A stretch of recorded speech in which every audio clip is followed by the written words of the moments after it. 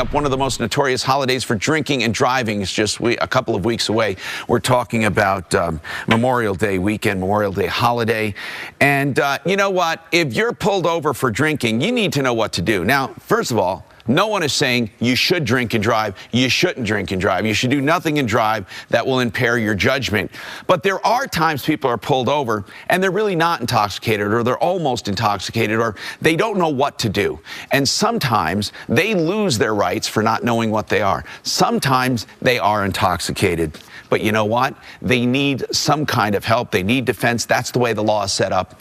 And we have now a criminal defense attorney, the founder of the Orr Law Firm, Rhidian Orr. Hey, Rhidian, how are you doing, man? Good, and yourself, sir? Let's talk about this. You know, first of all, it's controversial. You defend drunk drivers. We need to talk about that. Well, let's start off with the fact that nobody in my firm believes that drinking and driving is a good idea. Right. In fact, if you go out and you drink, one of the number one things that I tell people to do is get a cab driver. Find somebody who drove you home one day, get their phone number, get their business card. Because you know what? For $20, you're not sitting in my office talking to me. And by the way, talk about that. You may be drunk and you don't think you're drunk. You can be pulled over and charged even with very little alcohol. Well, Tom, what do you think the legal limit in Colorado is? And everyone will say 0.08. Correct. In Colorado, it's 0.05. Okay, we have one of the lowest limits in the state, in the country. What that means is 0.1 would be 1%. Is that right? Well, the way to look at it is everybody's body metabolizes alcohol different. Okay. The best way to look at it is 2 drinks in an evening can put you at an 0.5, depending on what you're drinking. And an 0.5 is what percentage of alcohol? Is that a 5%, 0.5? It's the way they look at it? Yeah, the BAC is the blood alcohol content. Right. So yeah, overall, your entire body. But the fact is that what they're trying to measure is either on an Intoxilyzer 5000 EN or on a blood test, your BAC coming back at 0.5 or greater will put you at risk in Colorado. Okay, 0.5 or greater. And there are other things other than alcohol.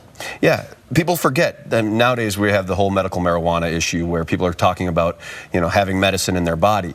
Well, the problem we have now is people think that they have the license to smoke weed and then they still think they can drive. And they can't because you're still impaired. As long as you are under the influence of the drug at the time, whether it's alcohol, Vicodin, Percocet, right? Anything for pain relief, anything, you know, all the legitimate drugs that the doctors give you that can impair your driving. So make sure that you know where you're at. If the doctor says, hey, you know, you're allowed to take 800 milligrams of X, X, Y, and Z, whatever it may be, then take that when you're told to and don't drive thereafter. Because what they'll ask you for is a blood test or a urine test. And at that point, you're already going down the path of going to court and dealing with the DMV. So what separates the Orr Law Firm from others? We see so many ads, especially in the Yellow Pages, about criminal defense for DUI. All right. Our firm focuses on DUI defense. That's what we do.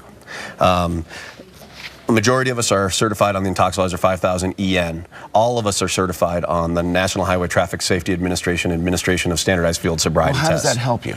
It means that when we get the piece of paper from the police officer, we get to actually analyze from a knowledge standpoint of what this officer did or did not do correctly. Because you can falsely accuse somebody with the standardized field sobriety test if you do them too quickly, if you do them on somebody who's too old, too overweight, in the cold, at night. I mean, there's many things that range. And to arrest somebody, you need a hunch. You need probable cause. So the officer may believe that you're under the influence and arrest you, even when you're not. Okay.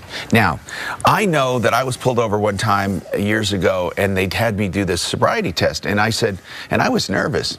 And I said, you know what, could you just please call for a breathalyzer? I wanted one because I knew I hadn't drank. I only drank earlier in the day and it was much earlier. I knew I couldn't be intoxicated. I knew it. And I could not do that. I was so nervous I couldn't do that field test.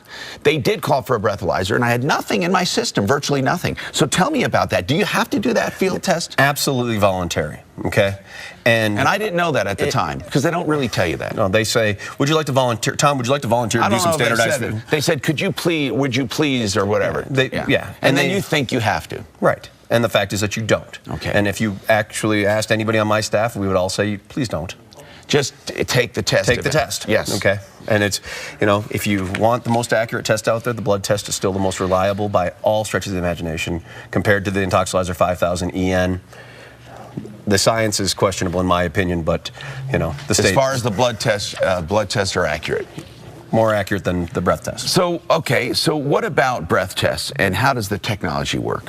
The Intoxilyzer 5000 EN, which is the machine that Colorado uses. Okay. It's basically you're blowing into a tube, and there's a laser beam that's cutting across that, trying to measure the ethyl alcohol particles that are coming out through that. All right. So for every one molecule, they extrapolate and they multiply it times 2100, which is the number the state has chosen to get to what your BAC is. Okay. The hard part for me is there's a partition ratio that we can go into and talk about at another time, but the fact is that the average person could have a 1 to 950 ratio, or somebody out there could have a 1 to 40, what does that mean? 100. What it means is that your body metabolizes alcohol, and as it passes the alveolar sacs at the base of your lungs, either for 1 to 950 molecules internally, one is going to pass over that threshold. So are you saying it could appear that you're more intoxicated than you are? That's the problem with the Intoxilyzer. And that's the reason with the partition ratio that people are falsely accused, higher than they should be. So what do you recommend someone does if they do take a breathalyzer and the officer says you're intoxicated? I mean, do they ask for a blood test right away? Well, you can ask for a blood test, but they don't have to give you one. And usually what they're going to do is send you over to detox, especially if you're in Denver County. You're going to go to Denver Health almost immediately. Sometimes the officers are nice enough to call a sober friend. If your sober friend picks you up, I would recommend going and getting an independent blood test. Get your own blood test. Absolutely. The reason I like blood over breath also is that we get a second sample nowadays. And we can actually retest that sample to make sure that the sodium fluoride, the preservative. Now, let's say someone is intoxicated. I mean, you defend people who are intoxicated. If a blood test comes back, they're intoxicated, okay, they shouldn't have driven, they shouldn't have done that. What happens to their life? What do you do? Well, they're facing two types of law. I always say there's a left-hand side and a right-hand side. Criminal and civil. And the administrative, yeah. Right. So you can lose your license on a first offense for up to 9 months on a first offense.